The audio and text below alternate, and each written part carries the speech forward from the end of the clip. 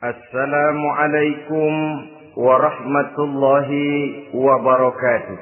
Waalaikumsalam warahmatullahi wabarakatuh. Bismillahirrahmanirrahim. Alhamdulillahi rabbil alamin.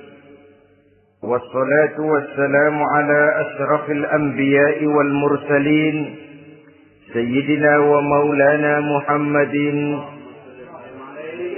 وعلى آله وأصحابه المجاهدين الطاهرين أما بعد.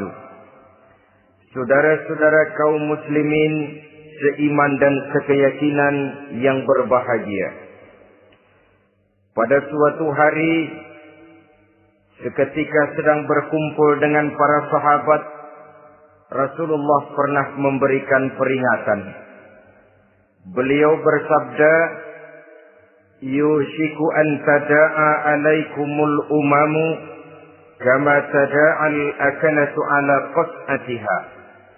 Pada suatu saat nanti akan datang di tengah-tengah kamu wahai umat Islam, di mana orang-orang lain di sekeliling kamu akan bersatu mengerubungi kamu seperti bersatunya orang-orang mengerubungi makanan di atas meja hidangan. Akan datang satu saat nanti di mana kondisimu dikepung sedemikian rupa, yang barat mau menerkam, yang timur mau menghantam, yang selatan mau menginjak-injak, yang utara pun akan menjelajah.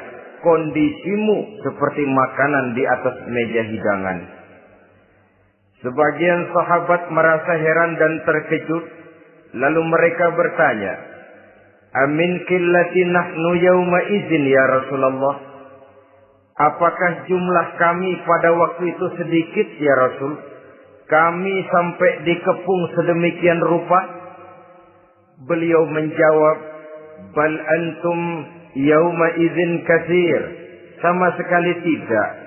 Kamu tidak sedikit pada saat itu. Bahkan jumlahmu sangat banyak. Kamu adalah mayoritas. Walakinnakum ghusa'un ka ghusa'is sail. Tetapi keadaanmu saat itu persis seperti buih di lautan. Banyak tetapi centang perenang. Banyak tetapi tidak punya daya dan kekuatan. Banyak tapi dipermainkan gelombang lautan, dihempaskan ke tepian pantai tanpa punya makna dan arti. Kondisimu pada saat itu kuantitas yang tanpa kualitas, sehingga orang lain enak saja mengepung kamu. Akidahmu didangkalkan, dibanjiri dengan peradaban dan kebudayaan yang menjauhkan dari agama.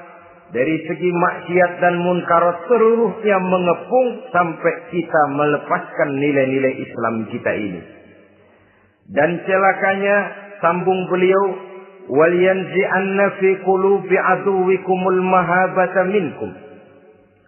Akan dicabut kehebatanmu di mata musuh-musuhmu. Sehingga pada saat seperti itu orang lain memandangmu umat Islam enteng saja, remeh saja, tidak ada apa-apanya. Sudahlah, pokoknya umat Islam sikat saja. Umat Islam enteng, umat Islam kecil, umat Islam tidak ada apa-apanya.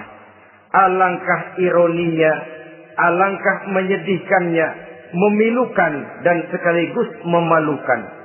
Umat yang mayoritas ini dipermainkan oleh yang minoritas.